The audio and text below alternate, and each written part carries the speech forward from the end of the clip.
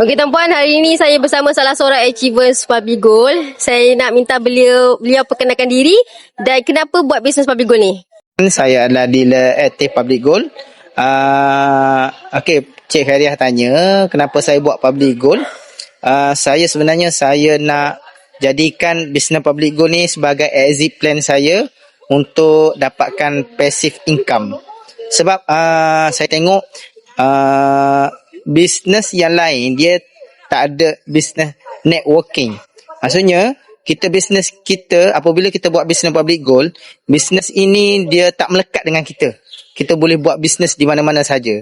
Macam sekarang ni saya travel pergi ke sea trip, saya boleh close customer. Hari ni dapat close seorang customer. Maksudnya tuan-puan, bisnes ni kita berada di mana-mana sahaja, kita boleh jana income, dan customer Public Gold adalah customer kita selama-lamanya. Apabila dia dah membeli, dia akan repeat order lagi, repeat pembelian dan kita dapat income. Jadi tuan-puan, bisnes yang senang adalah bisnes Public Gold. Sebab itulah saya pilih bisnes Public Gold. Untuk ilmu emas dan kewangan, isi button sign up ataupun hubungi saya akan bantu sebaiknya. Desire Future with Gold.